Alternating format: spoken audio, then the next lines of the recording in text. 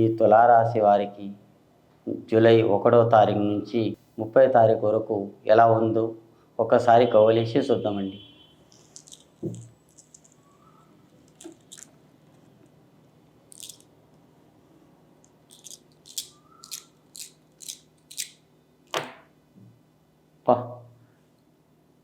ఏం పడ్డాయండి?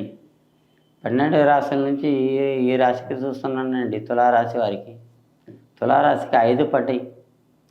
5 పడ్డాయి కదా, 5 నెలల నుంచి మొత్తం బొల్తానే పడ్డారండి మీరు. ఇన్ని రోజులు బొల్తానే పడ్డారు.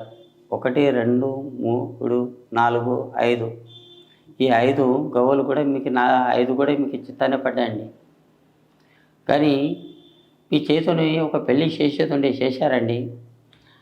మీరు పెళ్ళి చేశారు. పెళ్ళి చేసిన నుంచి 5 నెలలు అవుతుంది. ఇప్పుడు 5 నెలల నుంచి మీ ఇంట్లో అరకత లేదు, బరకత లేదు, సంపాదనం లేదు.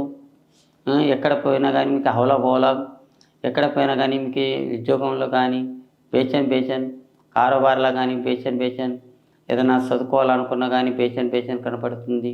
మీ ఇంట్లో అరకత బరకత ఏం కనిపించకుండా. కొంతమందికి డబ్బు చూస్తేనే మనసుకి నిద్ర పడుతుంది. కొంతమందికి డబ్బు లేకుంటే ఏమవుతుందంటే నిద్రనే రాదు. మనము పొద్దుగల లేచి డబ్బులు ఎప్పుడు చూద్దాం ఎప్పుడు లేదని కొంతమందికి ఆశ ఉంటుందండి. అట్లా ఉన్నదండి. ఈ తులారాశి చాలామంది కష్టపడి పైకి వస్తున్నారండి. ఈ తులారాశి వాళ్ళు చాలా బాధపడుతున్నారు. ఇప్పుడు కరెక్ట్ 5 నెలలు అవుతుందండి. 5 నెలల నుంచి చాలా బాధపడుకుంటూ వస్తున్నారు. ఇప్పుడు జూలై నెల నుంచి ఈ 30వ తారీఖు వరకు చాలా ఆ భగవంతుని దయ వల్ల కలిసి వచ్చే యోగం ఉంది. ఇప్పుడు మృగశీల కార్తీకుడు వస్తుంది. మంచి గడియలు ఉన్నాయండి.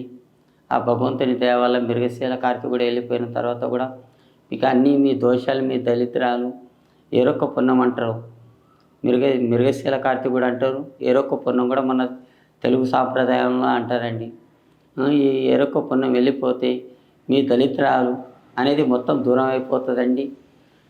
ఆ మరుగుపై కట్ట మీద పోయి ప్రజలు అందరూ కలిసి ఆ తల్లికి మీరు కాయను, చక్కెరను మీరు అందరూ వచ్చి మీరు కాయ చక్కెర ఇవ్వండి. మీ ఉన్న దళిద్రం తప్పకుండా వెళ్ళిపోతుందండి. అక్కడ షాదుల సాహెబ్ దేవుడు కూడా ఉన్నాడు. ఆ దేవునికి వెళ్ళండి, కాయ చక్కెర వేయండి. అమ్మవారికి మరుగుపై కట్ట మీద పోయి అమ్మవారికి ఏదో కాయ చక్కెర వేయండి. నాగెల్లమ్మకి కూడా కాయ చక్కెర వేయండి. ఆ తల్లి మీకు తప్పకుండా చూసుకుంటుందండి. ఆ తల్లి ఇప్పటి నుంచి మీకు మీ ఇల్లు ఎట్లా పాలు పొంగుతుంది మీరు చూడండి. ఈ జ్యోతిష్ మన చిలక జ్యోతిష్యం ఆయన గవలేసి చూసిండు.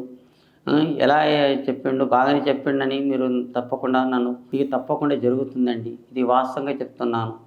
ఎందు గురించి అంటే నేను అనుభవించానండి. ఈ తులారాశి వాళ్ళు చాలా బాధపడుకుంటూ వచ్చారు. ఇప్పుడు తప్పకుండా మీరు పైకి వస్తారని నా ఆశ. నాకు కూడా నాకు నమ్మకం ఉంది. ఈ తులారాశి వాళ్ళు 7 సంవత్సరాల నుంచి కష్టపడుకుంటూనే వస్తున్నారండి. 7 సంవత్సరాలు, 1 కాదు 2 కాదు, 7 సంవత్సరాల నుంచి చాలా కష్టాలు పడుకుంటూ వస్తున్నారు. ఇప్పుడు ఏదో భగవంతుడా ఇప్పుడన్నా ఆ దళిద్రాలు మొత్తం పోయినాయి, సాడసాతి దళిద్రం పోయిందని కొంతమంది ఫ్రీగా ఉండిపోయారు. ఇంకా అష్టమ దళిద్రం వచ్చి కూర్చుందండి. అష్టమ దళిద్రం అంటే ఏంది? నరకండి. లోకులు ఏడుపు. ఏమంటే వీడు బాగా సంపాదించుతుండు, వీడు బాగా చేస్తుండు, వీడు ఇంక ఎప్పుడు ముంచాలి అని కొంతమంది చూస్తున్నారు. కొంతమంది ఇంక ముంచాలి, ఇంకా కాళ్ళ కింద తొక్కాలని చాలామంది చూస్తున్నారండి. కొంతమంది మనసుల ఎప్పుడో పైకి కొద్దిగా తేవాలని కొంతమంది చూస్తున్నారండి. ఆ భగవంతుని దేవాల మీరు తప్పకుండా పైకి వస్తారండి. తప్పకుండా వస్తారు. ఇది మానవ చేసేది కాదు. దేవుని దయ వలన ఆ కొమరేలి మల్లన్న స్వామి పేరు మీద ఆ దేవునికి మీరు దండం పెట్టండి. ఆ సిరిసిల్ల మల్లికార్జున స్వామి పేరు మీద ఆ వేడుకొండ వెంకటేశ్వర స్వామికి తప్పకుండా మొక్కండి. ఆ నాగులమ్మ కూడా మొక్కండి. జై శ్రీరామ్.